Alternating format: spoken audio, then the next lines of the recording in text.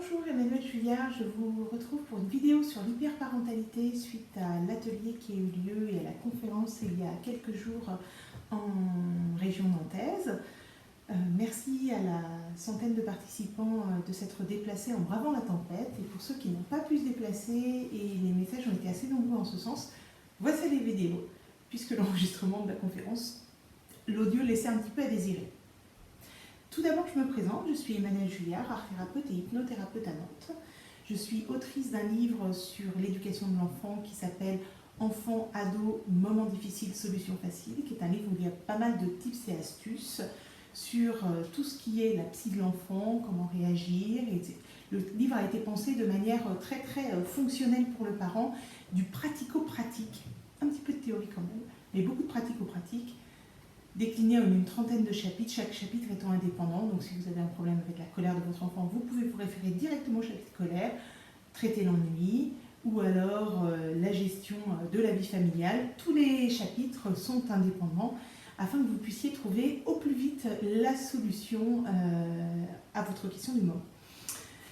J'anime aussi des capsules sur l'éducation de l'enfant sur Instagram et YouTube, et pas sur Facebook. Ne vous connectez pas sur mon compte, malheureusement il est inactif pour l'instant. Si jamais quelqu'un de Facebook voit un jour cette vidéo, surtout n'hésitez pas à me contacter. Ayant perdu mes codes, je n'arrive plus à m'y connecter.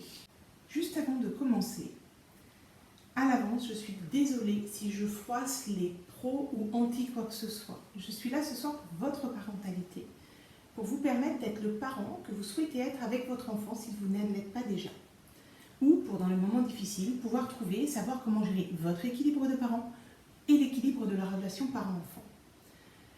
Donc cette conférence est faite pour toutes les parentalités, les homoparentalités comme les hétéroparentalités, les parents solos, les parents isolés, les parents entourés ou les parents qui n'ont pas la chance d'avoir de l'aide immédiate autour d'eux, des parents qui peuvent être porteurs de handicap ou avoir des enfants qui le sont, ou alors des parents d'enfants neuroatypiques. Cette conférence est aussi là pour les grands-parents, pour les aidants et pour les professionnels de santé, afin que vous puissiez trouver un maximum d'informations qui vous aident à pouvoir mieux interagir avec les parents qui sont en face de vous, si vous êtes des professionnels, et avec le parent que vous êtes, si vous êtes un particulier. Ce soir, ce n'est qu'un angle de vue qui est le mien, en aucun cas un dogme. Vous passez ça à la moulinette de votre personnalité de parent et à la personnalité de votre enfant. En effet, vous savez mieux que moi ce qui est bon pour vous et pour votre enfant. Si tout ce que vous faites marche déjà bien, correspond à vos valeurs, en étant respectueux de la santé physique et psychologique de votre enfant, de son intégrité, de la vôtre, et si tout ça est adéquat à son âge, à sa maturité, surtout ne changez rien. Pour autant, j'espère bien que cette vidéo vous passionnera autant à l'écoute que moi à la préparer pour vous. Première partie de la conférence, les parents. Pour expliciter le concept d'hyperparentalité, je vous présente ce petit bonhomme. Ce petit bonhomme correspond à la dose d'énergie qu'on a chacun pour gérer une journée. Je vais vous expliciter la différence entre les générations précédant la mienne, celle de mes parents et de mes grands-parents, et la génération des parents d'aujourd'hui, parents d'ados, voire jeunes adultes, et parents de jeunes enfants. Dans les générations précédentes, avec une même dose d'énergie, on gérait la fonction famille, mais aussi il fallait de l'énergie pour gérer la fonction travail,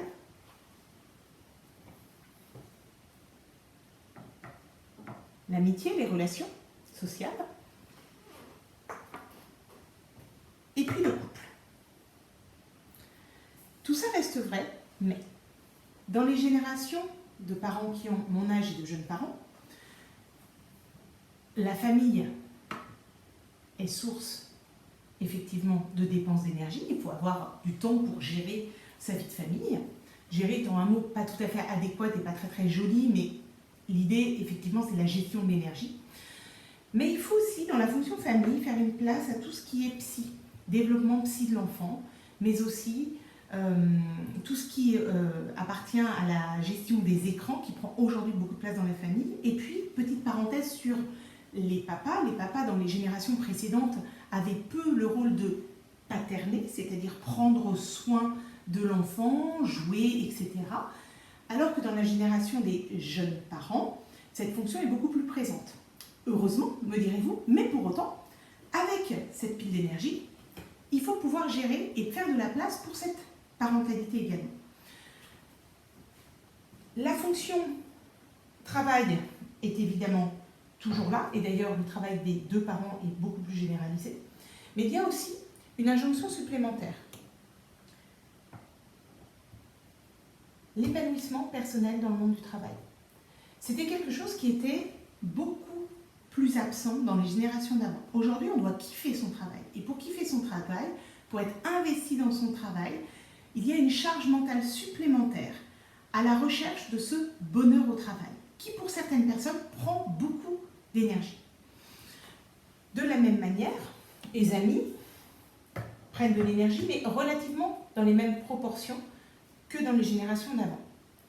Ce qui change également, c'est que le couple a toujours sa place, heureusement, mais avec une injonction supplémentaire, celle d'entretenir la flamme. Le couple amoureux, aujourd'hui, prend plus de place et on doit dépenser de l'énergie. Encore une fois, fort heureusement, ce n'est pas la question, mais on dépense de l'énergie et il faut trouver de l'énergie, alors que la dose d'énergie n'a pas changé, il faut trouver de l'énergie pour entretenir la flamme avec son conjoint, avoir des attentions, etc. Chose qui était quand même un petit peu moins présente dans les générations d'avant. On rajoute une autre fonction qui était assez peu présente dans les générations précédentes, celle du développement personnel. Dans les injonctions aujourd'hui d'individus, il y a le fait d'être épanoui en tant que personne. Alors ça peut être faire de la méditation, ça peut être aussi faire attention à son corps, faire du sport, ça peut également être ce temps pour soi dont on parle beaucoup. Comme vous voyez déjà, ça pose un petit problème parce qu'il y a de plus en plus d'injonctions de choses à faire. Évidemment, on peut ne pas s'y plier, c'est pas la question. Mais dans les attentes, dans ce qu'on fantasme être un adulte, parent épanoui et équilibré, les fonctions sont de plus en plus grandes. Et je rajouterais, pour la génération qui est la mienne, et encore plus pour les jeunes générations, aussi prendre soin de la planète, l'écologie. Vous voyez comment, d'une parentalité, on a pu passer à une hyper-parentalité. Avec la même dose d'énergie d'être humain, qui n'a pas évolué, nous ne sommes pas devenus des super-humains en quelques générations, nous devons gérer des attentes qui ne sont pas du tout les mêmes sur ma génération et la génération plus jeune, de ce qui était attendu dans les générations précédentes. Il n'y a pas de jugement de valeur par rapport à ça. C'est l'image que la société nous renvoie et auquel nous adhérons ou pas. Ce n'est pas la question. Pour autant, cette charge mentale, on comprend mieux pourquoi elle fait son apparition. Comment faire beaucoup plus avec autant de temps et d'énergie? C'est sans doute ce qui mène aujourd'hui au concept d'hyperparentalité. De plus, et ça n'a pas changé entre les deux générations, l'être humain peut avoir un petit peu l'idée que dans la culture de l'hyper-efficacité, en fait, il est un peu comme un téléphone portable. C'est-à-dire que le matin, je me réveille, je suis à 100% de batterie. Or, la réalité n'est pas celle-là. La réalité, c'est que si vous avez mal dormi, si vous êtes malade, si vous êtes préoccupé, si vous avez des douleurs chroniques, vous ne rechargez pas les batteries en dormant autant que ce dont vous avez besoin pour gérer tout ça. Je rajouterais aussi que dans cette idée fantasmée de l'être humain toujours très fonctionnel, toujours très performant, on bourre nos journées d'un maximum de choses, puisque déjà il y a tout ça à faire et que ça ne rentre pas dans nos journées, on bourre nos journées d'un maximum de choses, une charge mentale complètement énorme, et il n'y a plus de place pour l'imprévu. L'imprévu devient ingérable dans la plupart des journées.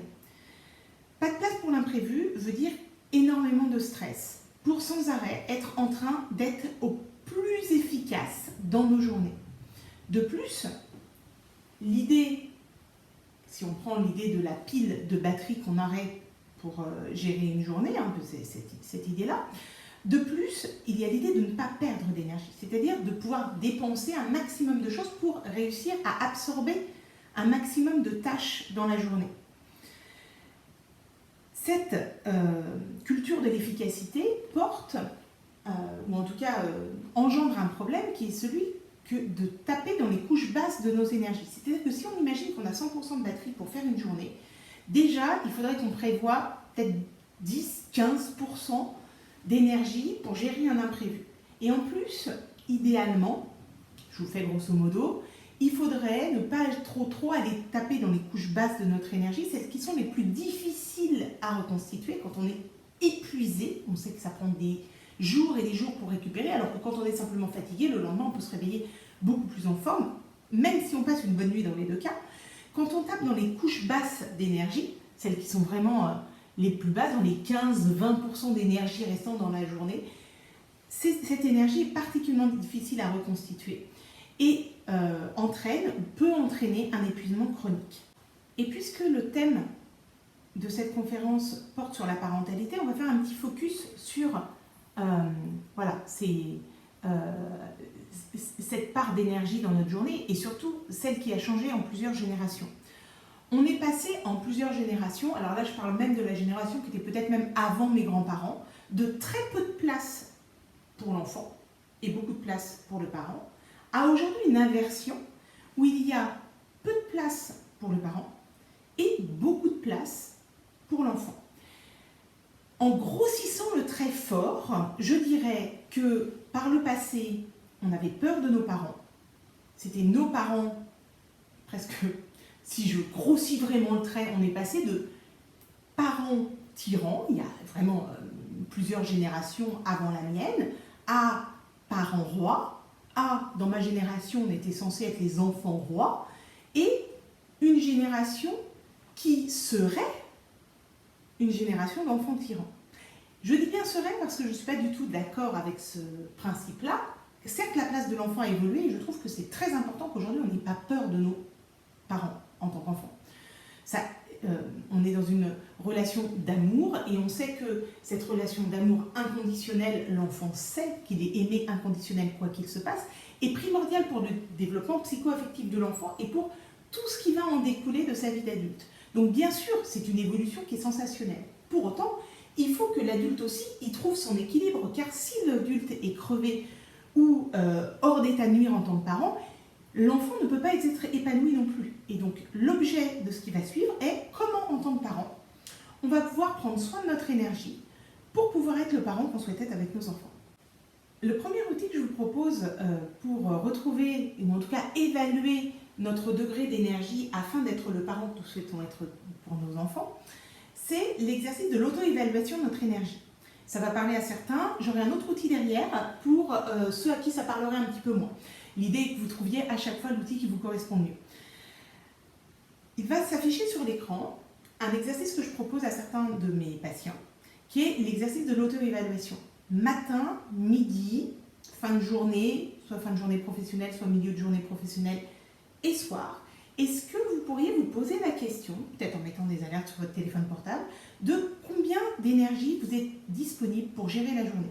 C'est pas la même chose de savoir le matin qu'en se réveillant, on est à 50% de batterie parce que c'est vraiment un moment dur, que d'imaginer, toujours un petit peu dans ce fantasme de il faut être au top tout le temps, d'imaginer qu'on est à 100% de batterie. Si je me réveille en m'auto-évaluant à 50% de batterie, il va falloir que j'économise ma batterie dans la journée et que je pense à économiser de la batterie. Un petit peu comme si on était effectivement un téléphone portable et qu'il fallait qu'on gère, sans recharge possible, ces 50% de batterie avec lesquels on démarre la journée. Donc le premier exercice, c'est l'exercice d'auto-évaluation. Tous les outils qui vous sont proposés à la fin de cette vidéo, il y aura un QR code à flasher et vous aurez tous les outils que vous pourrez télécharger et qui seront à votre disposition gratuitement. Donc le premier outil, c'est l'auto-évaluation, afin d'identifier peut-être ce qui crée un déséquilibre dans vos journées. Quand on voit que pendant plusieurs jours, on est à plat, qu'est-ce qui crée un déséquilibre? Qu'est-ce qui fait qu'on n'est pas dans sa zone de confort? Qu'est-ce qui fait qu'éventuellement on ne récupère pas? Ça peut prévenir ou éviter un épuisement, voire un burn-out. Quand on voit encore une fois qu'on est souvent dans les couches basses de batterie, vous avez vu, j'ai mis en rouge les couches les plus basses pour qu'il y ait vraiment une vigilance de votre part de dire non, ça c'est pas possible de terminer mes journées aussi basses en batterie ou aussi bas en batterie, c'est pas possible. L'idée de révéler peut-être aussi quelque chose de votre mode de fonctionnement à force d'être effectivement confronté à une évaluation des batteries qui ne correspond pas à ce que vous souhaitez. Et puis, peut-être aussi de trouver un équilibre plus respectueux de vous en demandant de l'aide, en osant demander de l'aide, ou en mettant en place des choses, et ça nous le verrons un petit peu plus tard, il y a un espace solution pour ça, pour que vous puissiez retrouver votre équilibre. Pour ceux qui n'auraient pas vraiment l'âme des nombres ou scientifiques et que l'exercice des pourcentages de batterie, pour qui l'exercice des pourcentages de batterie serait un petit peu nébuleux, je vous propose un autre outil, l'outil des feux quadricolores qui va s'afficher sur votre écran et rapidement qui va s'afficher avec des exemples pendant que je développe ce que je suis en train de vous transmettre. L'idée est d'approfondir afin de remédier justement à cette fatigue parentale, d'être le parent qu'on souhaite être. Il faut identifier où on en est, identifier avec les pourcentages de batterie éventuellement ou identifier avec ces feux quadricolores. L'idée est que on va se focaliser sur vos comportements. Quels sont les comportements que vous adoptez quand vous êtes en zone verte, en zone de confort, en zone où tout va bien, où ça roule? Quels sont les comportements que vous adoptez, vous personnellement, quand vous êtes en zone orange, quand ça devient un petit peu bof, voilà, mais bon, c'est la vie, hein, on ne peut pas toujours être en zone verte non plus, évidemment, et en fonction des circonstances, il y a même des fois où on bascule assez rapidement en zone rouge, ponctuellement ou de manière un petit peu plus permanente. Et quels sont donc les comportements qui vont vous faire identifier que vous êtes en zone vraiment ras-le-bol, ça pompe trop d'énergie, vous n'êtes pas bien, vous vous suradaptez aux situations que vous rencontrez. Et puis après, il y a la zone noire qui est la zone de craquage, le moment où là, vous n'en pouvez plus, vous êtes bien au-delà de vos capacités et vous êtes sur le point de vous effondrer. L'idée est vraiment de repérer des comportements. Je vous en donne quelques-uns qui sont listés ici. Par exemple, en zone verte, il y a pas mal de gens qui disent qu'ils relativisent avec humour quand il se passe quelque chose, ou ils se disent bon, c'est la vie, c'est comme ça. La plupart des gens disent que c'est à peu près ok pour eux de se lever le matin. Voilà, quelle que soit la journée, quand il faut travailler, il faut travailler. Quand c'est le week-end, c'est le week-end. Bon, ok pour se lever le matin. On peut chanter éventuellement sous la douche, plaisanter si le verre de lait se renverse sur la table avec nos enfants. Quand il y a des corvées à faire, quand on est en zone verte, le lave-vaisselle à vider par exemple, on se dit que c'est la vie, on va le faire, et puis on ne se demande pas la question de dire c'est encore moi qui dois le faire, j'en ai marre, c'est toujours moi, etc. Là, généralement, ce genre de comportement, c'est plutôt des comportements qu'on commence à avoir en zone orange. La zone orange, c'est ma zone d'adaptation. Le moment où je sors de ma zone de confort pour aller vers une zone qui nécessite un effort supplémentaire pour moi. En zone orange, la plupart des gens peuvent partager avec moi le fait qu'ils sont un petit peu stressés par leur to-do list. Ils commencent à trouver que les journées sont vraiment très très short pour faire tout ce qu'ils ont à faire. Pour les extravertis, il peut y avoir le côté de pas trop envie de voir des gens, alors que d'habitude ils sont plutôt contents de voir leurs voisins, de dire bonjour, ce genre de choses. Et puis dans les zones oranges, on peut retrouver aussi des gens qui vont commencer à soupirer. Ils en ont un peu marre, ils soupirent, et ils ne peuvent pas tellement retenir ce comportement-là. Quand on est en zone rouge, on est vraiment ce qu'on appelle en zone de suradaptation. Là, on est trop loin de notre zone de confort. En zone rouge, souvent il y a des tendances à compenser un petit peu pour essayer de trouver du plaisir sur des choses qui ne sont pas forcément indiquées. C'est-à-dire, par exemple, fumer plus, manger trop de chocolat. Il peut y avoir aussi des gens qui, quand ils sont en zone rouge, ils vont râler beaucoup, dire des gros mots, développer des tocs, donc vérifier 4 fois la porte, plus se souvenir de certaines choses, avoir un petit peu la mémoire défaillante, sans être en train de se demander s'ils ont bien fermé la porte d'entrée ou ce genre de choses. Donc en zone rouge, ça peut être des comportements qu'on peut retrouver. En zone noire, généralement, là, c'est des somatisations, des gens qui ont des maux de dos, des gens qui ont des problèmes de sommeil, ou alors qui vont avoir des choses physiques, mais j'en ai marre, en mettant vraiment les mains, en commençant à plus pouvoir contrôler les gestes, ça sort tout seul, il y a une colère qui peut être là, le côté un petit peu pétage de plomb. Alors évidemment, ce qui est ma zone verte, ma zone orange, ma zone rouge, ma zone noire à moi sera peut-être différent. Si vous avez des maux de dos régulièrement, eh bien malheureusement, même en zone verte, vous les avez. Moi, j'ai aucun problème de sommeil en zone verte. Je sais que dès que je commence à avoir des problèmes de sommeil, ça veut dire que j'arrive dans des couches où il faut que je sois en vigilance par rapport à mon bien-être et à mon énergie. L'idée de ces feux est vraiment celle-ci, c'est de dire que vous posez la question dans la journée, plusieurs fois dans la journée, pourquoi pas en mettant des rappels ou des bips sur vos téléphones, de dire mais en fait est-ce que je suis en zone de confort ou est-ce que je suis loin de ma zone de confort et à quel point je suis loin de ma zone de confort. Pourquoi? Pour mettre en place des outils, pour que vous puissiez soit récupérer de l'énergie, soit retrouver votre zone de confort. On voit ça tout de suite. Quand on commence à s'éloigner un petit peu de l'adulte qu'on aime être, quand on est bien, du parent qu'on aime être quand voilà, on est suffisamment en forme, on peut s'intéresser à deux axes. Le premier, c'est comment préserver le peu ou la batterie que vous avez en ce moment, même si elle est basse. L'idée, c'est quelles sont les stratégies que vous allez mettre en place pour pouvoir économiser cette batterie. C'est-à-dire que peut-être que c'est le moment, même si vous êtes plutôt écolo et que vous n'aimez pas tellement utiliser votre sèche-linge, et bien peut-être que c'est le moment de faire un sèche-linge alors que d'habitude, vous auriez étendu le linge. C'est-à-dire que faire un sèche-linge, c'est schlac, étendre le linge, ça prend beaucoup plus de temps. Donc peut-être est-ce que ça peut être un petit moyen de récupérer un peu d'énergie. Ça peut être aussi, même si vous aimez cuisiner, de faire un dîner tout prêt, alors que ce n'est pas trop dans vos habitudes, voilà. Ça peut être aussi, et là je ne veux pas vexer évidemment les enseignants qui regardent cette vidéo, pour lesquels j'ai le plus grand des respects, 30 enfants en face de soi, je ne sais pas comment vous faites, et vraiment c'est un métier, je pense qu'on l'a tous réalisé pendant le confinement.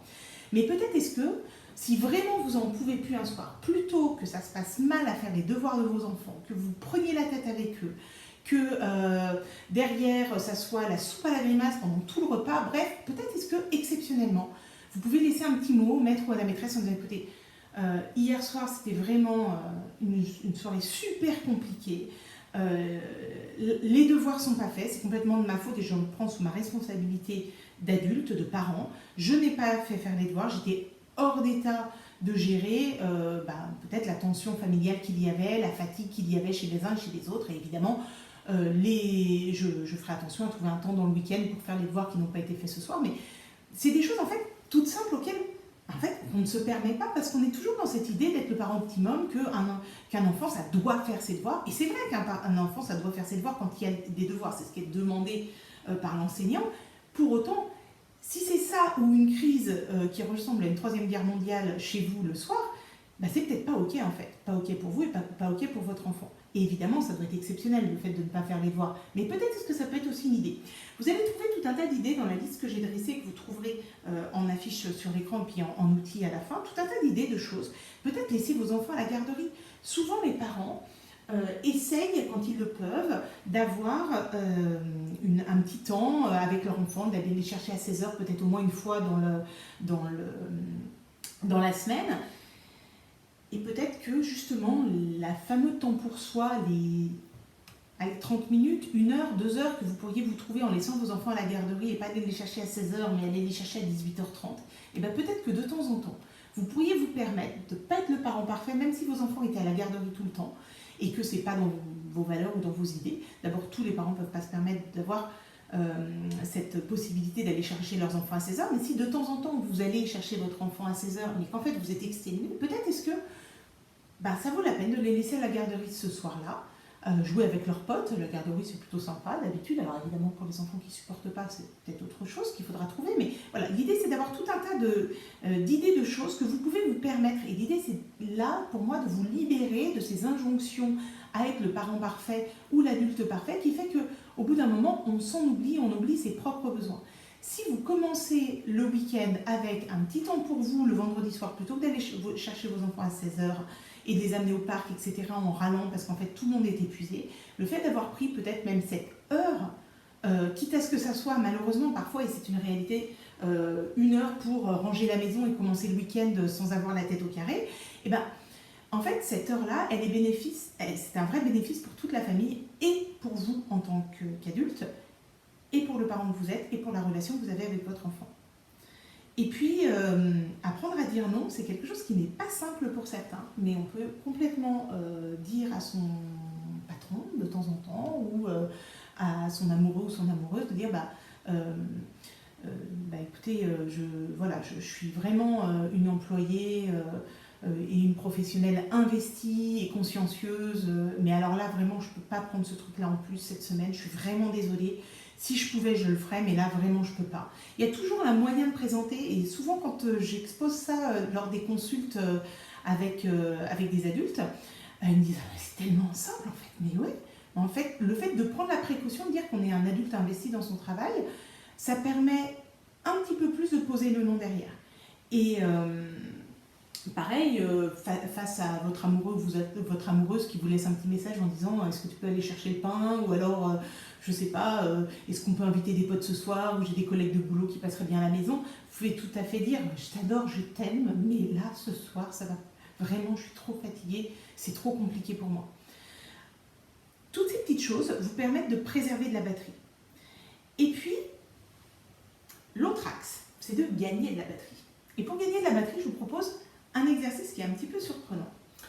C'est de faire des listes de choses que vous pouvez faire entre quelques secondes et 10 minutes, des choses qui vous font du bien, que vous allez répertorier, des choses qui durent entre 10 minutes et 2 heures, pareil, des choses qui vous font du bien, mais à vous, rien qu'à vous, et des choses qui durent entre 2 heures et puis peut-être le format demi-journée ou journée.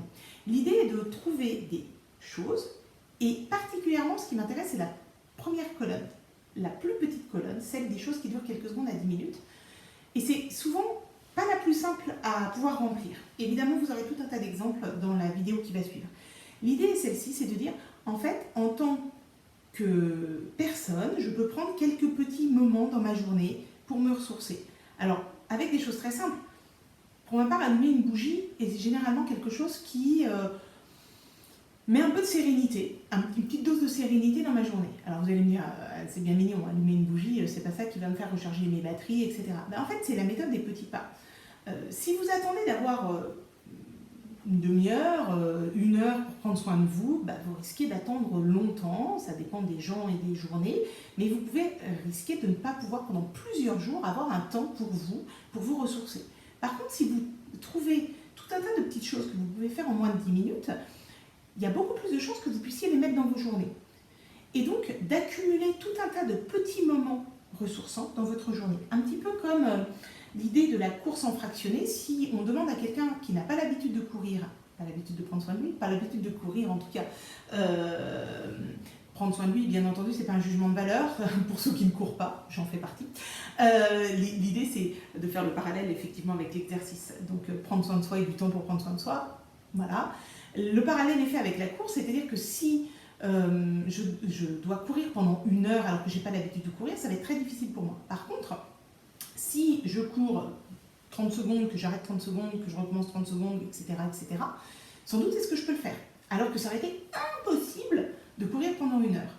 L'idée des petits pas, c'est ces idées de petites choses qu'on peut faire et qui sont faciles à faire et qui nous permettent de pouvoir accumuler des secondes, des minutes de bien-être, de faire des pauses pour se ressourcer dans la journée. Comme si vous étiez un téléphone portable et que, quand vous commencez à voir que la batterie va être un petit peu à plat en milieu de journée ou en fin de journée, vous vous rebranchez pour quelques secondes, quelques minutes, c'est toujours cette prix. Et ça vous permettra sans doute de terminer votre journée en meilleur état que si vous ne l'aviez pas fait.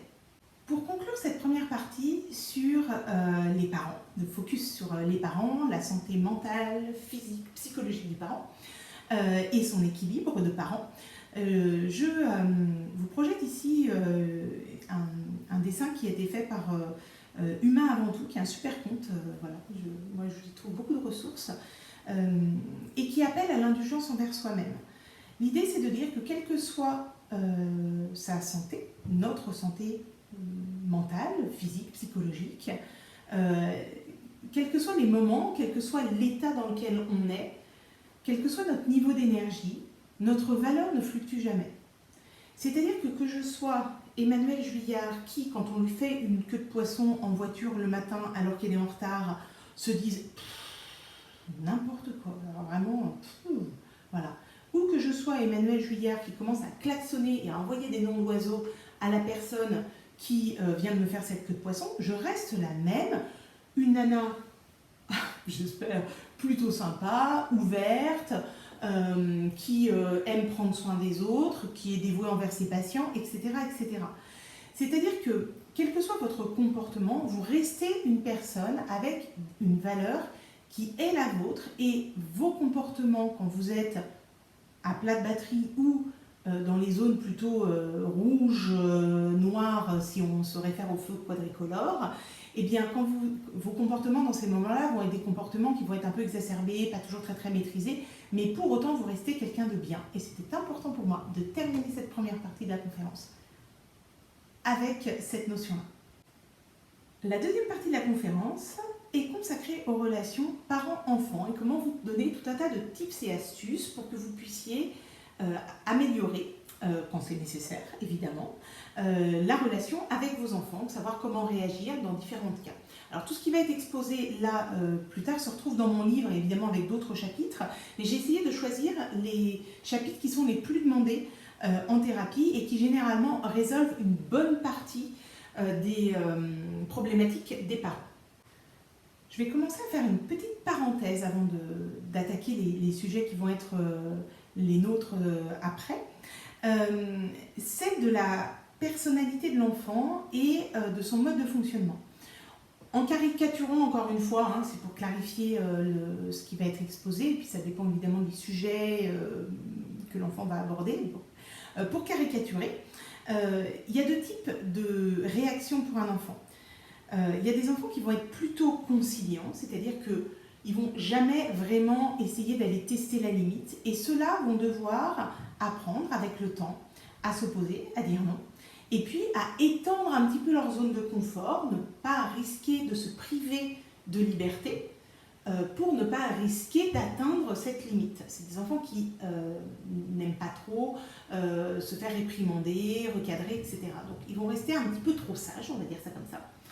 Et les enfants qui font partie de l'autre catégorie, les enfants plutôt avec des personnalités plus confrontantes. Ceux qui, au contraire, vont sans arrêt aller tester le cadre éducatif. Voilà.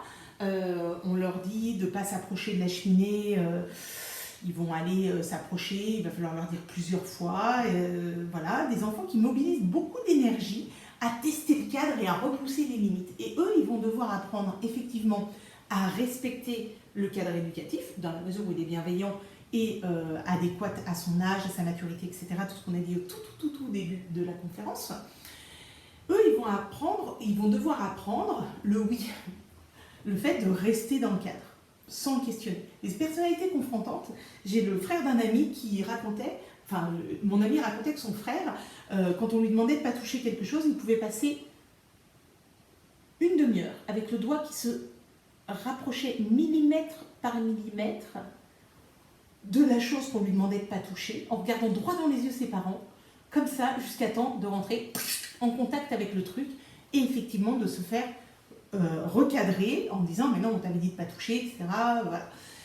Ça, c'est une personnalité confrontante. Et j'ai fait cette petite parenthèse au départ parce que j'ai des parents qui se culpabilisent beaucoup en disant « mais comment font les autres parents? Moi, je n'y arrive pas, moi, le mien, c'est hyper compliqué, on lui dit de ne pas faire, il fait immédiatement, etc. » Effectivement, il est beaucoup plus facile au quotidien d'élever un enfant qui a une personnalité conciliante qu'une personnalité confrontante.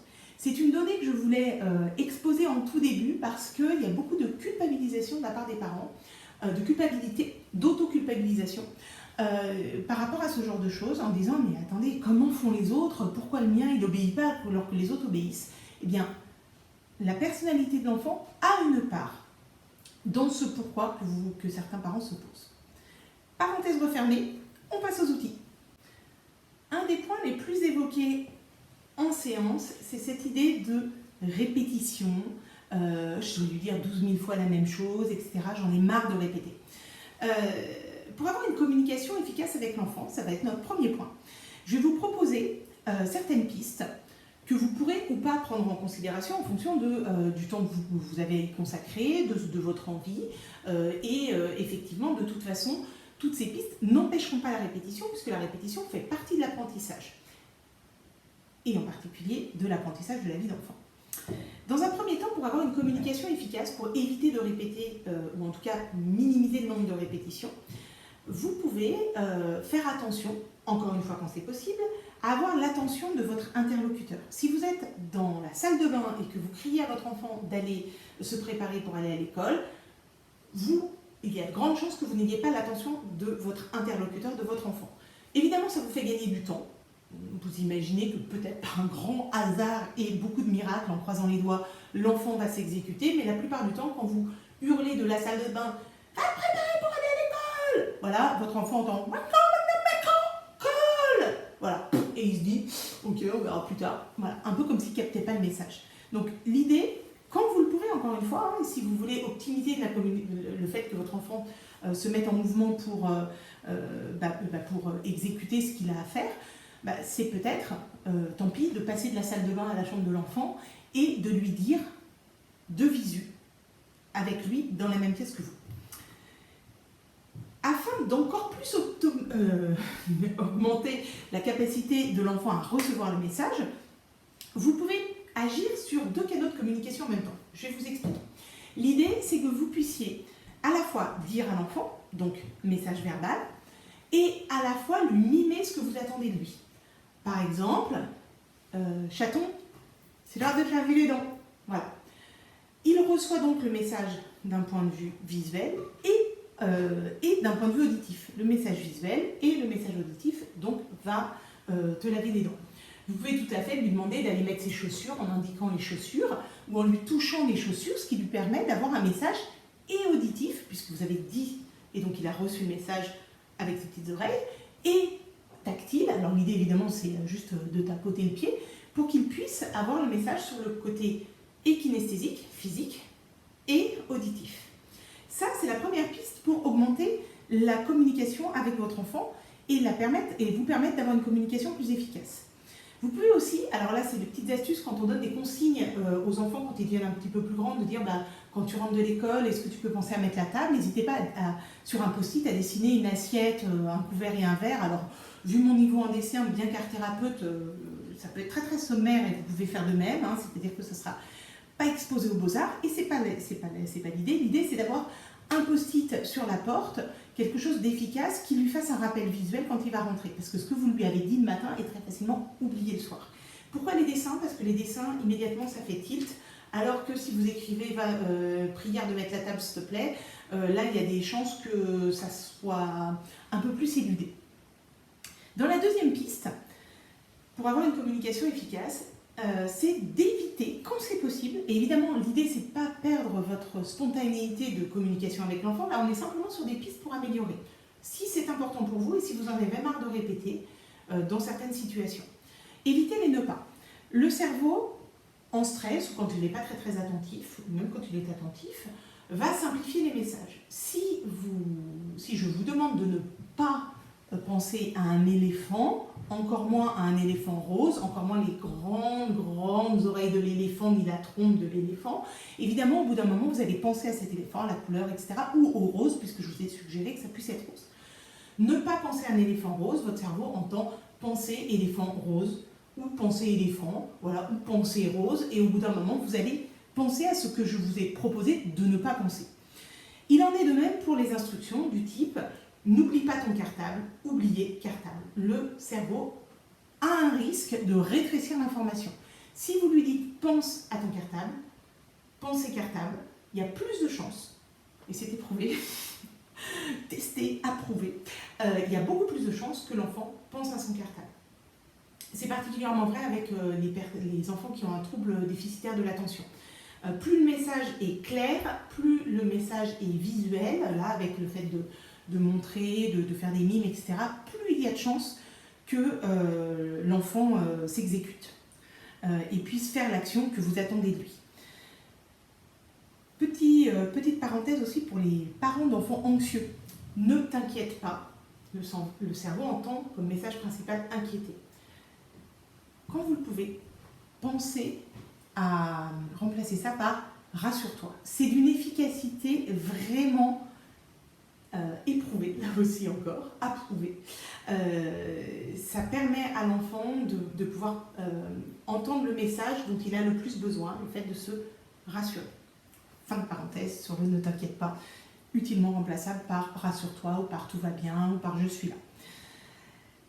La troisième piste que je vous propose pour avoir une communication efficace avec l'enfant, c'est le fait de faire reformuler l'enfant. Vous lui donnez la consigne et de dire « Chaton, qu'est-ce que tu as entendu de ce que je viens de te dire ?»« Ah, qu'il faut que tu ailles t'habiller pour aller à l'école. » Eh bien écoute, c'est super, c'est exactement ça. D'aller s'habiller, impeccable. Vous n'êtes pas obligé d'en rajouter, d'en faire des caisses avec le mime en plus, mais voilà. L'enfant a bien entendu, vous êtes sûr que c'est comme sur un téléphone portable sur la route, hein, s'il y a eu des interférences, vous êtes sûr que le message principal a été reçu par votre enfant puisqu'il vous le valide derrière. La quatrième piste que je vous propose est une piste, la piste des 10 secondes. Alors ça, je ne l'ai pas beaucoup vu dans d'autres bouquins que le mien. Ça part d'une constatation perso. Je me suis rendu compte que mes enfants, quand je leur demandais quelque chose, la plupart du temps, ils mettaient du temps à le faire. Et que moi, je répétais sans arrêt. Généralement, au bout de 8 à 10 secondes, l'enfant finit par faire les choses. D'ailleurs, c'est un petit peu la même chose pour nous les adultes. Si j'ai une collègue de boulot à qui je vais dire « Écoute, est-ce que tu veux bien me filer un coup de main pour ce truc-là » Généralement, elle est en train de terminer, admettons qu'elle travaille sur un ordinateur, elle termine ce qu'elle est en train de faire. Voilà, ça dure quelques secondes et après elle vient me voir. Elle lâche pas tout à coup et elle sort pas de sa chaise tel un diable qui sort de sa boîte pour atterrir à côté de moi dans le bureau. Ça lui prend un petit peu de temps. Et bien l'enfant c'est la même chose. L'idée c'est si je demande à mon enfant de mettre ses chaussures, Chaton, est-ce que tu veux bien mettre tes chaussures?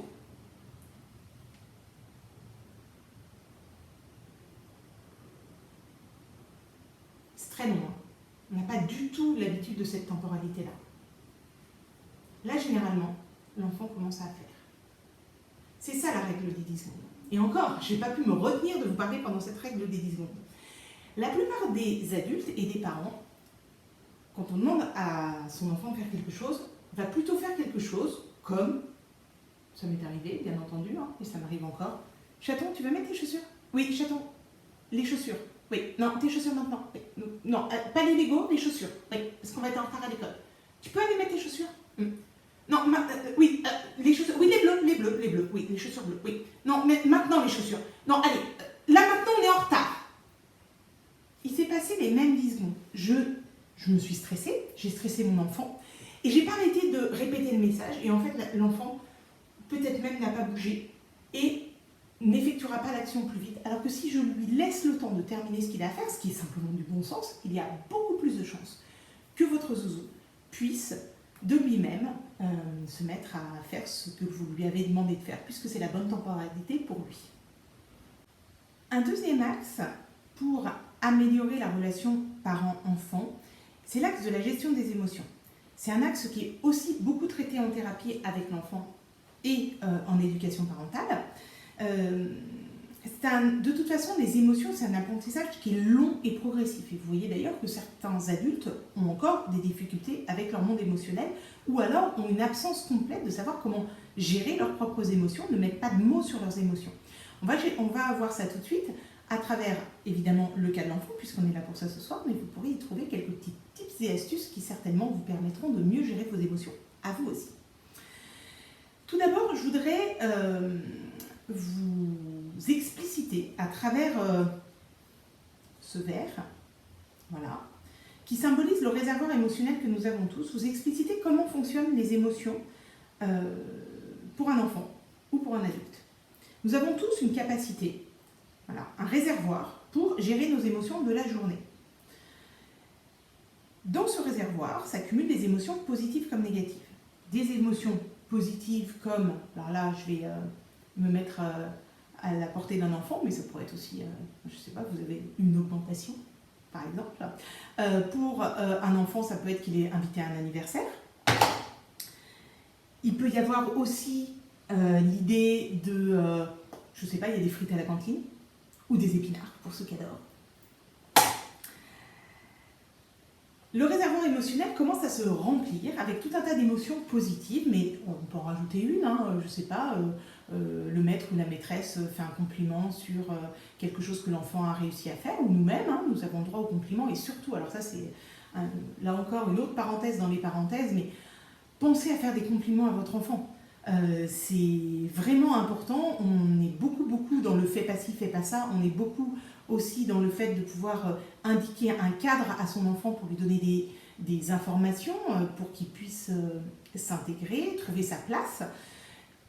Il est aussi temps de temps en temps de faire attention à faire des compliments à ses zouzous pour les remplir d'autre chose que de toutes ces instructions que l'on donne sans arrêt, de sortir de tout ce qu'on dit comme obligation de faire des choses, de faire ou de ne pas faire des choses comme consigne pour passer à quelque chose de plus émotionnel qui va lui permettre de retrouver sa confiance en lui ou d'augmenter sa confiance en lui. Bref, des émotions positives comme une maîtresse qui lui fait un compliment sur quelque chose qu'il aurait fait dans la journée, voilà.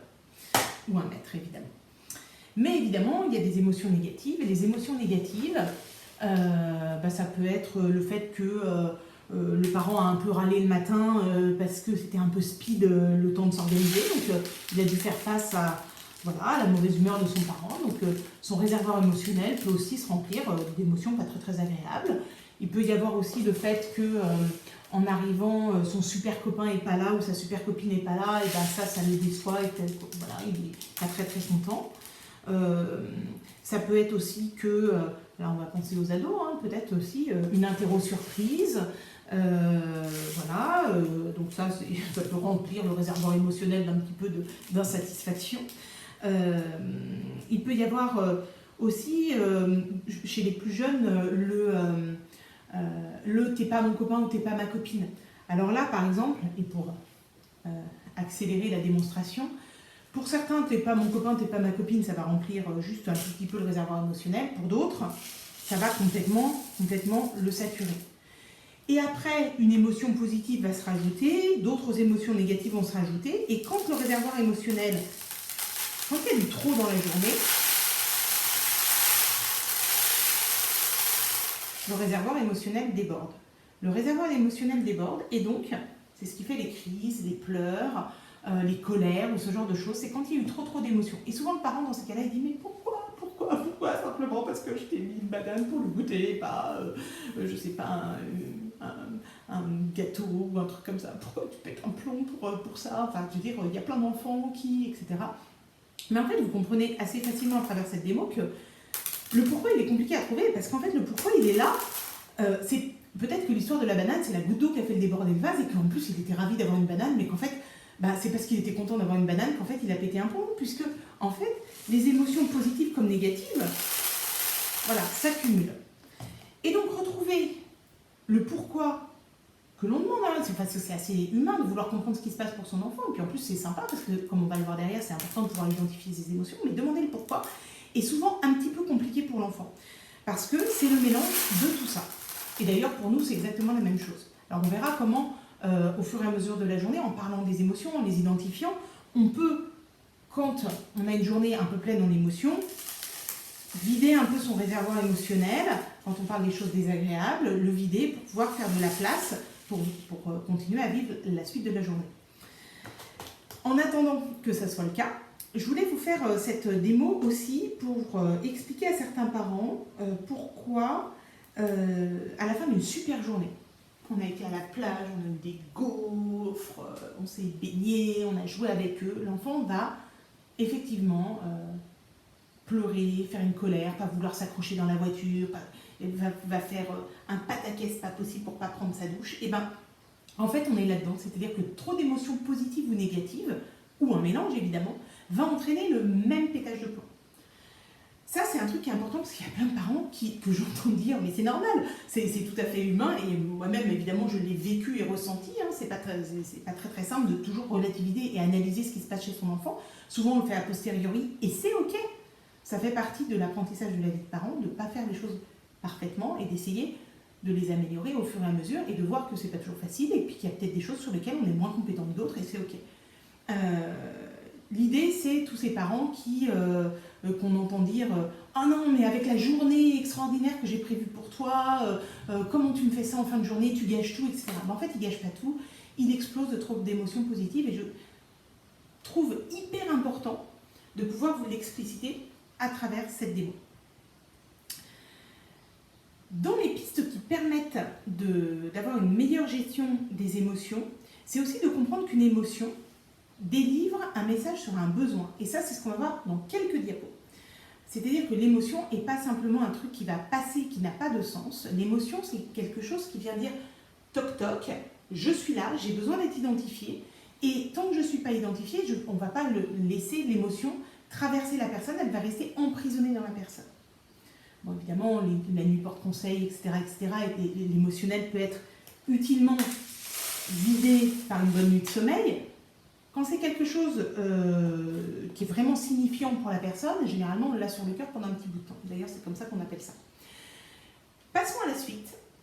Pour continuer sur le thème des émotions, pourquoi est-il important de parler, d'apprendre à nos enfants à parler de leurs émotions? Tout d'abord, parler, ça permet de donner son mode d'emploi, d'aider l'enfant à exprimer son mode d'emploi. Qu'est-ce qui est important? Qu'est-ce qui va émaner de lui quand il se passe telle ou telle situation? Qu'est-ce qu'il va penser? Qu'est-ce qu'il va vouloir? Quelles sont les émotions qu'il va rencontrer à ce moment-là? C'est mauvais. Maintenant qu'on a exposé comment fonctionne l'émotion, on va pouvoir commencer à voir pourquoi il est important de parler des émotions. Pourquoi il est important de parler? C'est que ne rien dire entraîne généralement, ne rien dire ou ne rien faire face à l'émotion d'un enfant ou à sa propre émotion, entraîne généralement le fait d'exploser plus tard, d'être irritable, d'en vouloir aux autres. Ça peut entraîner aussi le fait de souffrir seul dans son coin, de se sentir isolé, incompris, d'en vouloir à l'autre, de son manque d'action, de compréhension. Et puis, on peut retrouver aussi le fait de retourner l'émotion contre soi. On a beaucoup en thérapie des gens qui viennent avec une émotion de tristesse, qui est en fait une émotion de colère qu'ils ont retournée contre eux. Donc, retourner l'émotion contre soi, au lieu de pouvoir l'exposer et la faire comprendre à l'autre. Comprendre ne veut pas dire cautionner. C'est-à-dire que je peux comprendre que mon enfant est triste ou en colère de ne pas avoir de pain au chocolat, mais pour autant, je ne vais pas forcément, je ne vais pas, si ce n'était pas prévu, c'est pas parce qu'il est en colère ou triste de ne pas avoir de pain au chocolat que je vais déroger à ce que j'avais prévu dans ma journée pour aller lui acheter un pain au chocolat. L'idée, c'est pas ça. Comprendre et cautionner, c'est deux choses différentes. Je permets aussi cette petite aparté.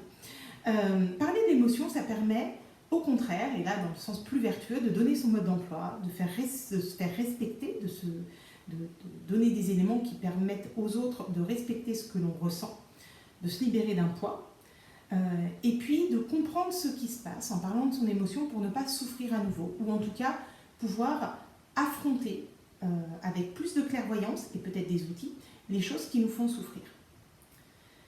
Dans la gestion des émotions, il y a plusieurs axes. Et je vous propose de continuer sur le fait de parler des émotions. Mais parler des émotions, ce n'est pas toujours très très simple. D'abord, la parole n'est pas très facile à libérer sur les émotions. Parfois, l'enfant, comme vous l'avez compris avec ça, c'est pas trop ce qui se passe. C'est un mélange de tout un tas de choses. Donc le premier truc, c'est que vous pouvez, pour libérer l'émotion de l'enfant, légitimer son émotion. Attention, légitimer ne veut pas dire cautionner, on l'a vu juste avant. Légitimer, c'est de dire, écoute chaton, là tu es en colère et tu as certainement des bonnes raisons d'être en colère. C'est tes raisons à toi, tes raisons d'enfant de 3 ans, 5 ans, 10 ans, voilà. C'est tes raisons à toi. Tu as certainement des bonnes raisons. On légitime l'émotion. Une émotion vient dire quelque chose sur un besoin, et ça nous verrons un outil pour vous aider à mieux comprendre ça juste après. Légitimer de l'émotion de l'enfant est un premier axe pour permettre de libérer le monde émotionnel et de gérer les émotions. Dans un deuxième temps, vous pouvez rassurer l'enfant.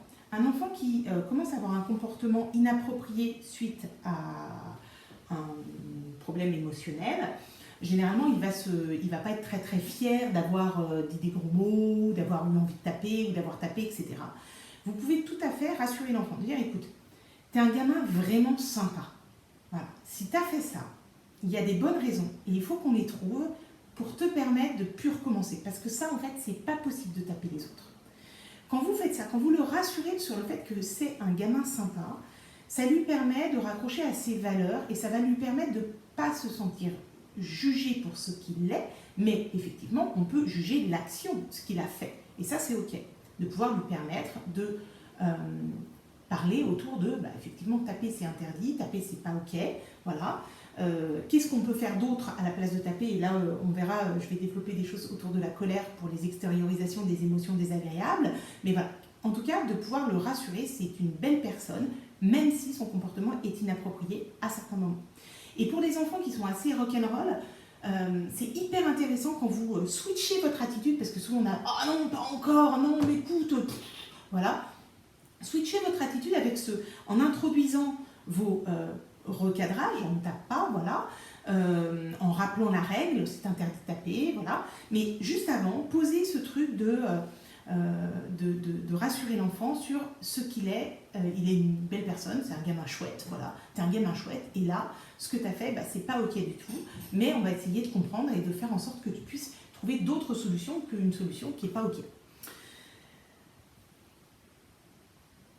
Pour continuer sur le sujet, pardon, afin d'aider l'enfant à comprendre ce qu'il ressent, on peut lui proposer, alors moi ce que j'aime bien avec les petits, c'est de proposer une planche de smiley ou les smileys de votre téléphone portable. Alors j'aime pas trop tout ce qui est outils numériques parce que déjà ils ont, enfin, pour certains, beaucoup d'appétence sur l'outil numérique, mais ça peut être un moyen quand il y a un peu de colère et que papa et maman au contraire sont pas trop pour prêter beaucoup leur portable, le fait de pouvoir identifier, de faire taper sur le téléphone portable ou alors d'utiliser une planche imprimée. Moi je préfère, mais voilà, après il faut trouver les outils qui vous correspondent et surtout les outils qui vont faire que l'enfant adhère. L'idée c'est surtout qu'il exprime l'émotion. Et donc avec les smileys, lui dire mais là, attends, tu choisirais quel smiley pour dire dans quel état tu es. Le fait de pouvoir déjà identifier l'émotion, c'est un peu cette histoire de faire l'émotion, elle fait toc-toc, et là vous demandez qui c'est avant d'ouvrir la porte et de pouvoir accueillir l'émotion. Et bien c'est ça, l'idée c'est d'identifier l'émotion pour après pouvoir libérer la parole. Vous pouvez utiliser les smileys, mais vous pouvez aussi utiliser des listes de mots. Alors il y a des enfants à qui ça parlera quand ils sont un petit peu plus grands, et puis pour les adultes c'est assez intéressant aussi, donc voilà, vous l'aurez à votre disposition aussi dans tous les outils que je partage avec vous et qui seront à scanner en QR code à la fin de cette intervention. Le quatrième point est le point des pourquoi. Alors souvent, quand il y a un comportement émotionnel, le parent va poser la question de dire mais pourquoi tu as fait ça, pourquoi tu as dit ça, etc. On comprend à travers tout ça que le pourquoi est difficilement identifiable et puis que parfois, même quand il est identifiable, l'enfant peut se sentir un petit peu piteux, oh ben c'est nul, genre, il peut se juger lui-même, trouver qu'il a exagéré, mais à la fois il y avait en fait plein d'autres émotions qui étaient certainement dans son réservoir émotionnel. Et donc le fait de demander à l'enfant pourquoi il a fait ça, généralement revient au fait que soit l'enfant va se juger, soit il va trouver tout un tas de stratégies pour dire que c'est pas lui. Et l'idée n'est pas là, l'idée c'est que s'il y a une émotion qui est forte, s'il y a une réaction qui est forte, il faut qu'on comprenne ce qui s'est passé. Donc je vous propose à la place du pourquoi une petite phrase. Alors là encore, chacun fait comme il peut, comme il veut, quand il peut. C'est juste des pistes si vous rencontrez des choses qui se représentent trop fréquemment avec votre enfant. L'idée c'est plutôt de lui dire mais est-ce que tu peux me dire là ce qui s'est passé? Est-ce que tu peux m'en parler de ce qui s'est passé? Et là l'enfant va pouvoir, vous allez pouvoir suivre la logique et la structure du récit afin de comprendre par où il est passé pour arriver finalement à cette extériorisation, généralement pas très chouette, c'est pour ça que vous lui parlez, de l'émotion. Et en comprenant la logique de l'enfant, imaginez toujours que vous avez l'âge de l'enfant. À 3 ans, faire une crise pour un pain au chocolat, ben en fait c'est pas une crise, c'est pas un caprice, c'est quand il n'a pas la notion que son parent il est à la bourre, qu'il faut faire les bains, qu'il faut préparer à manger, qu'il faut faire les devoirs à l'aîné, que non on ne peut pas aller au parc, enfin voilà, l'enfant à 3 ans il n'a pas cette notion-là. Donc le fait de lui demander qu'est-ce qui se passe là, est-ce que tu peux m'en dire plus un petit peu, et ben parfois même pour un pain au chocolat, il va dire moi j'ai une dure journée à cause de ci, à cause de ça, à cause de machin, et puis du coup j'avais envie d'un pain au chocolat. Bon, en fait, il va commencer à nous parler de tout ce qui fait que là, il y a un petit pétage de plomb de colère et que, en fait, la goutte d'eau a fait déborder le vase, mais on a accès au reste du vase. Soit on a accès au reste du vase, soit on va avoir accès au chemin qui va amener à l'extériorisation désagréable pour l'enfant de son émotion. Et comprendre comment comment ça s'est passé dans sa tête et pouvoir l'aider à ce que ça se passe autrement. La 5e piste, au niveau de la gestion des émotions, c'est d'entraîner les enfants à exprimer les choses qui leur sont agréables et désagréables. Alors on va commencer par le désagréable et puis on finit par l'agréable. C'est souvent comme ça que je propose aux familles de dire il y a quelque chose qui est assez réputé depuis un petit bout de temps, c'est les 3 kiffs par jour. Moi je propose aux familles de faire les 3 burks par jour, puis après les 3 kiffs, les 3 youpies. L'idée c'est que l'enfant puisse dire les choses qui lui ont pas plu dans la journée, les choses qui lui ont plu. On commence par le désagréable, on continue et on termine avec l'agréable. Quand l'enfant est petit, peut-être qu'il n'y en aura qu'un, un désagréable, un agréable. Quand il devient plus grand, peut-être il peut y en avoir plusieurs. Et l'idée, c'est que toute la famille fasse ça. Si toute la famille le fait, l'enfant va pouvoir piocher dans les idées des autres, des choses qu'il a le droit d'extérioriser, des choses qu'il a le droit de dire. Si je suis mon propre patron, donc voilà, ce qui va suivre ne portera préjudice à personne. Si je dis que mon patron m'a un peu saoulé aujourd'hui, et ben peut-être va-t-il s'autoriser à dire que avec le prof de français ou avec le prof de maths aujourd'hui, c'était un peu dur, il a trouvé que c'était pas juste, ou ce genre de choses. Le fait que je puisse exprimer que ma hiérarchie m'a pas forcément, voilà, il y a eu quelque chose qui ne m'a pas convenu, peut permettre à l'enfant de libérer sa parole pour les plus sages sur des gens qu'il reconnaissent comme étant des autorités et dont il hésiterait à se plaindre devant les parents. Une émotion n'est pas une plainte injustifiée, une émotion parle d'un besoin et ça on va encore en reparler. Donc peut-être est-ce que par exemple pour le prof de maths, il y a eu quelque chose d'injuste, comme par exemple le prof qui dit à toute la classe c'est nul, vous n'avez pas fait vos devoirs, etc. Ceux qui ont fait leurs devoirs, ils se sentent inclus dans le truc et ils vivent assez mal le fait qu'on leur dise que c'est pas des élèves sérieux parce qu'ils n'ont pas fait les devoirs. Eh bien, le fait de pouvoir en parler le soir, de dire ouais, le prof de maths il a dit qu'on était nul parce qu'on n'avait pas fait nos devoirs, mais moi j'ai fait mes devoirs, peut permettre aux parents de dire mais attends, en fait ça t'appartient pas. Et le prof, il parlait de ceux qui n'ont pas fait les devoirs. Et de permettre à l'enfant de mettre de la distance par rapport à certains messages qui ne le concernent pas directement. Ça, c'est très très présent dans les familles d'ados. Voilà ce qui concerne la gestion des émotions. On passe à la suite. Pour la suite, voici le tableau des principales émotions et des sentiments qui vont avec, justement, à identifier avec l'enfant. Est-ce que tu te sens en colère, ou juste énervé, ou agacé, etc. Donc on peut trouver les mots qui correspondent. Et surtout, à chaque grosse émotion correspond à un besoin, c'est ce qu'il y a dans les petites cases colorées en dessous. Tout ça vous sera fourni, QR code, etc., à la fin de la présentation. Mais il y a vraiment cette idée-là de dire vous pouvez aller piocher en tant que parent quand il y a une émotion qui domine un peu votre enfant, aller piocher dans les mots que vous allez trouver colorés en bas, dans les cases colorées, pour vous dire est-ce qu'il a besoin, notamment par rapport à la colère, est-ce qu'il y a une injustice, est-ce qu'il a besoin d'exprimer quelque chose, est-ce qu'il s'est senti incompris, est-ce que face à la colère il a besoin d'un câlin. En fait, l'idée c'est de pouvoir proposer des pistes à votre enfant pour qu'il puisse extérioriser et trouver des solutions et des moyens de remédiation à cette émotion trop forte. Moyens que vous pouvez lui proposer en piochant dans les petites pistes qu'il y a en dessous et en tout cas en vous posant des questions par rapport à ces pistes-là. En ce qui concerne les émotions qui sont un petit peu rock'n'roll, un petit peu fortes, comme par exemple la colère, ça aussi c'est encore un axe qui est beaucoup demandé lors des séances. Comment affronter, gérer une colère? Alors, dans un premier temps, il est important pour moi de vous rappeler, mais ça je pense que vous avez déjà le message, mais je vais le répéter parce que c'est hyper important, que les émotions désagréables sont aussi légitimes que les émotions agréables. Chaque émotion parle de quelque chose et on vient de voir le tableau. Pour autant, quand il y a une forte énergie de colère, alors on peut aller piocher évidemment dans le besoin de justice, etc. Mais quand la colère est là, généralement il faut qu'elle sorte et c'est un petit peu difficile de l'atténuer par elle-même. C'est un peu l'idée de la cocotte minute. Alors effectivement, la cocotte minute, quand elle commence à faire pshhh, on peut la laisser au froid et attendre que la pression redescende tout doucement. Mais d'abord, il y a des enfants qui ne seront pas du tout dans cette capacité-là. Moi qui ai pas mal d'énergie, généralement, les émotions, il faut que je trouve une solution assez rapidement parce que sinon, ça peut être plus compliqué à gérer pour mon entourage. En ce qui concerne l'enfant, on va parler de la colère. La colère est légitime, elle parle de quelque chose. Pour autant, c'est l'extériorisation de la colère qui va poser question. C'est-à-dire que si l'énergie de colère doit sortir, il faut qu'elle puisse sortir sans qu'il y ait des conséquences néfastes sur soi-même, sur l'autre ou sur un objet. En fait, le problème, c'est les effets de la colère, la manière dont la colère va être sortie quand elle est intense. Et on peut dévier cette énergie, c'est-à-dire que puisqu'elle est là, il faut qu'on l'utilise. Et qu'on l'utilise pour faire ce que moi j'appelle une belle colère. Une colère qui n'a pas de conséquences néfastes sur soi, sur autrui ou sur un objet. L'idée, c'est de dépenser l'énergie de colère qui est là. Donc, on peut crier dans un coussin. Si vous habitez dans une maison, vous pouvez crier dans les toilettes. Ça a beaucoup fait rire des générations de mes patients, aller crier dans les toilettes, et puis en plus avec le parent, parce que généralement, quand l'enfant est un petit peu énervé, le parent généralement monte aussi un petit peu en pression, vous pouvez tous les deux, ou tous les trois, en famille, aller crier dans les toilettes pour vider un petit peu cette énergie, cette tension qui peut être là. Ça a une vertu en plus, c'est qu'une fois qu'on est enfermé à 2 ou à 3 dans des toilettes qui font 1 mètre carré, il peut y avoir aussi le rire. Le rire est très utile pour dégoupiller une émotion forte. Par contre, quand il s'agit de la colère, généralement, voilà, c'est un petit peu compliqué de le faire par une boutade.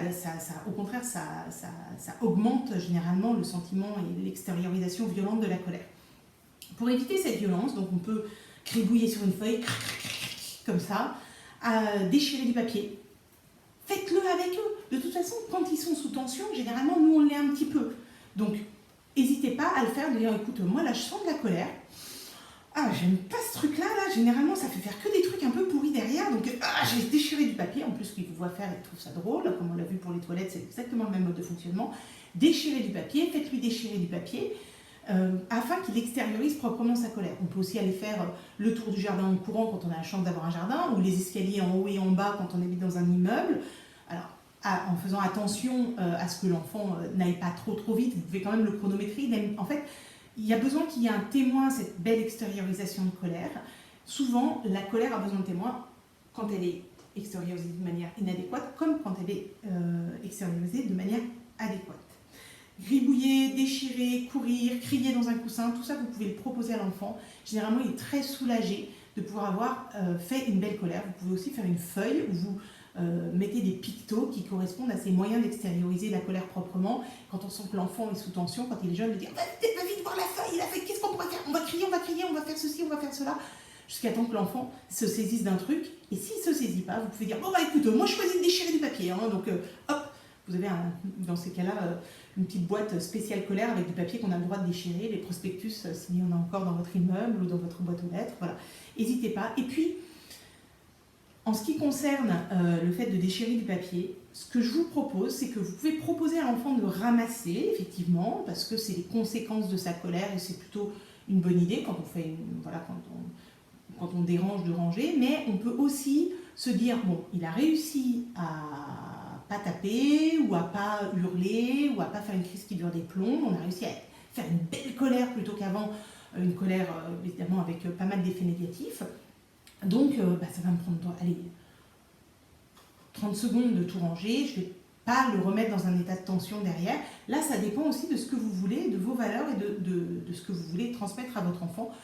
Pour ma part, voilà, je conseille aux parents, si c'est ok pour eux, de ranger les trucs de colère, les papiers froissés, les machins, ça prend quelques secondes. L'enfant, il a réussi à faire quelque chose qui est hyper compliqué pour lui, de détourner cette colère vers quelque chose d'utile, et donc on valide de cette manière-là. Je vais continuer avec un autre point qui est souvent un point de friction dans la relation parent-enfant, qui est la relation que l'enfant a à l'ennui. L'ennui, on peut, pour certains, exposer quelles sont les vertus de l'ennui. Les vertus de l'ennui, c'est le repos, c'est le développement de l'imaginaire, c'est l'émergence d'idées nouvelles, etc. Il y a des enfants, généralement des enfants introvertis, qui sont un petit peu plus OK avec ces explicitations-là. Mais pour la plupart des enfants aujourd'hui, l'ennui est un vrai problème pour eux. Et ils sont sans arrêt en train de solliciter le parent, soit pour jouer avec eux, soit pour faire des choses avec eux, soit pour les écrans, avoir des écrans. Alors, évidemment, il est hyper important de jouer avec son enfant, d'avoir du temps avec son enfant. Quand on n'aime pas jouer avec son enfant, on peut faire autre chose, on peut cuisiner. Même un tout petit enfant avec un couteau à beurre et une courgette, il peut passer des heures avec son parent qui cuisine à côté à faire des jeux d'imitation. Et c'est pas grave, on va faire une grosse purée de courgettes et puis voilà. Mais tout le monde n'aime pas jouer, ça c'est ok. Par contre, effectivement, du temps passé avec son enfant, c'est quelque chose qui est important. Parfois on en a, parfois on n'en a pas.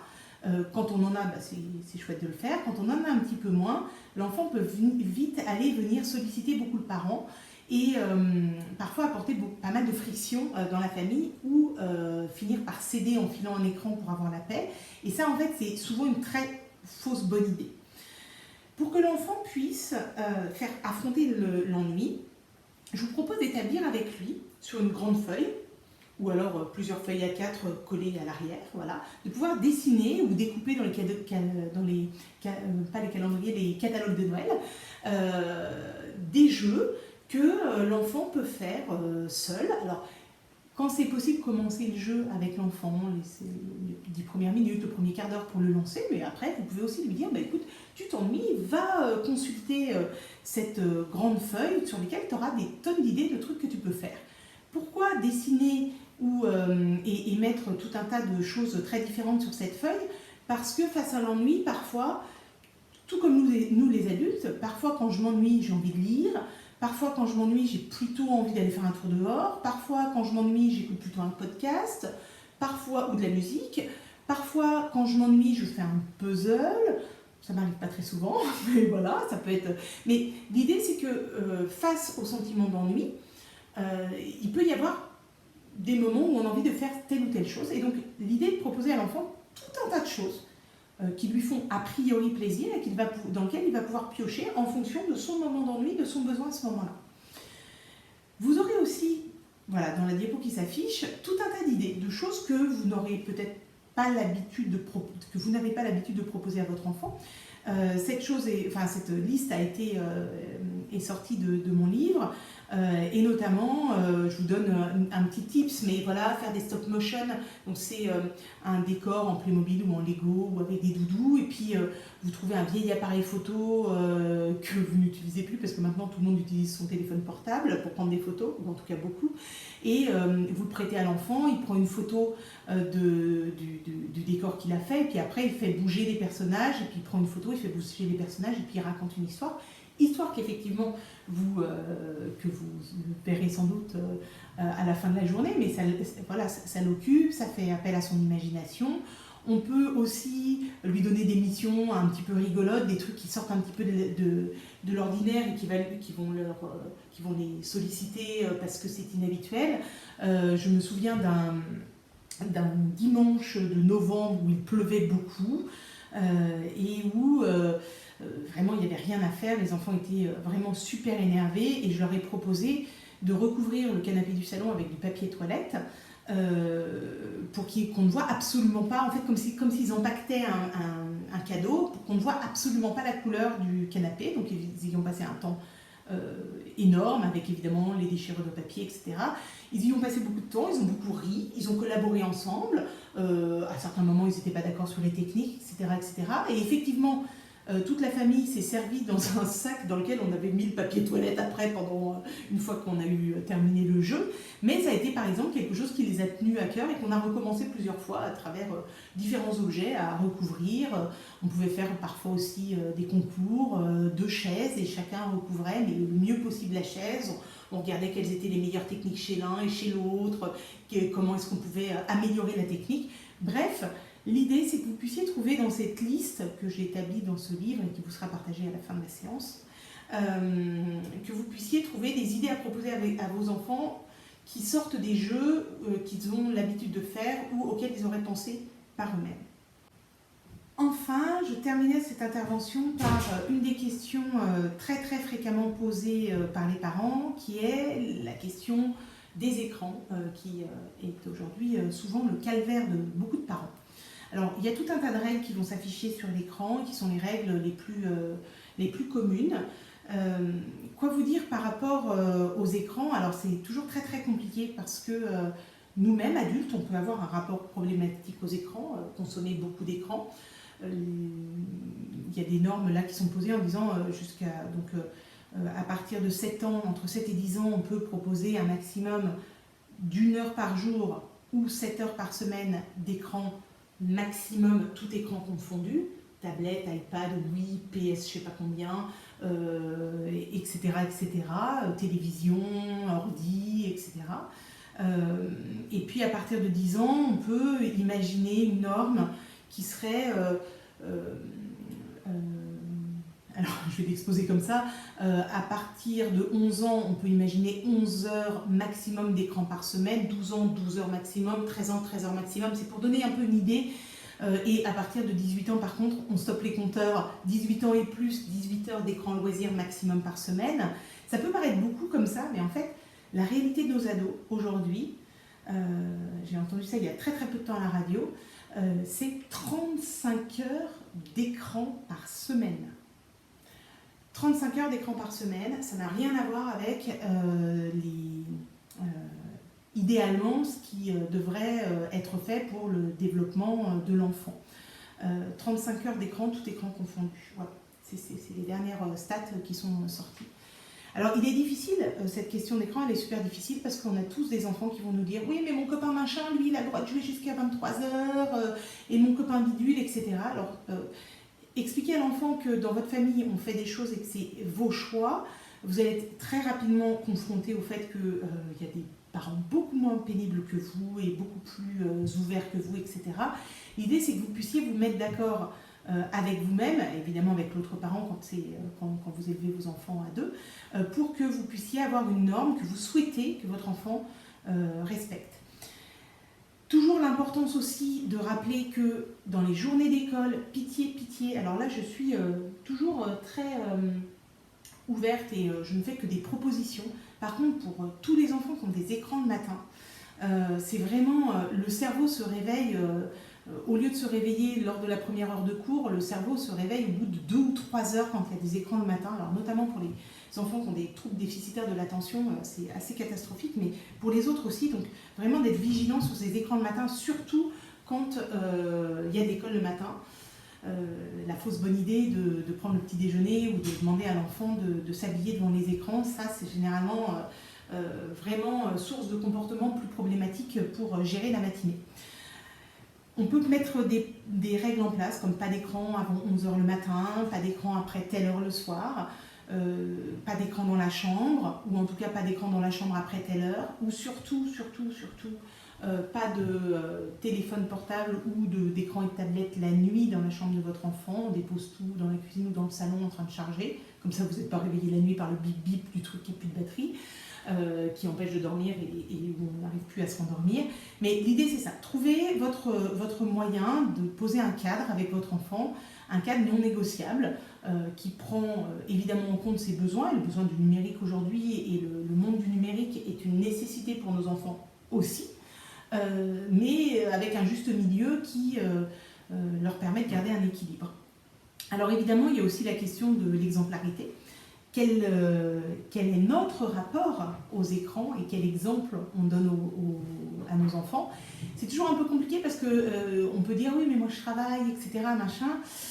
Voilà, faire attention à notre propre consommation d'écran et à l'exemplarité qu'on leur donne, c'est vraiment important, quel que soit d'ailleurs le sujet d'éducation.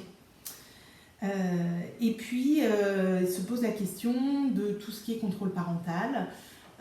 Avec tout ce qui se passe autour du contrôle parental et dont ils peuvent détourner toutes les règles, mais le fait de poser un contrôle parental, soit en termes d'horaire, soit en termes de durée, soit en termes d'application, le fait de poser ce contrôle parental-là permet d'indiquer à l'enfant quelle est la norme que vous souhaitez qu'il respecte, même s'il ne le fait pas, même si malheureusement, et de toute façon il y a tellement de moyens d'accéder à du numérique aujourd'hui, vous ne pourrez pas tout contrôler. Mais le fait de poser cette norme-là indique à l'enfant la différence entre ce qu'il fait et ce que vous lui avez donné comme consigne éducative qui vous semble pertinente pour son développement physique, intellectuel, émotionnel, etc. etc. Donc la question du contrôle parental est une question qui est vraiment intéressante, à mon sens, même si pour les gens qui ne sont pas très numériques, ça peut vite poser question. Peut-être est-ce que quelqu'un de votre entourage peut vous aider à comprendre comment ça fonctionne. Et pour ma part, j'ai eu beaucoup de mal à le faire, donc je comprendrais tout à fait que ce soit également votre cas. Voilà, je termine avec ce dernier point en espérant vous avoir apporté pendant cette retransmission de ce qui a été fait sur cette conférence un maximum d'informations, des choses qui vous permettent de voir les choses sous un angle différent. C'est ça qui m'intéresse et j'espère que les outils qui vous ont été présentés vont vous permettre de voir les choses différemment ou peut-être expérimenter des choses différemment et j'espère trouver un équilibre différent si vous en avez le besoin ou améliorer la relation avec votre enfant si c'était nécessaire. Je vous souhaite une belle fin de journée, merci beaucoup de votre écoute et n'hésitez pas à aller farfouiller sur YouTube, Instagram, voilà, vous abonner et trouver pas mal de tips et astuces qui peuvent vous permettre de mieux vivre votre parentalité.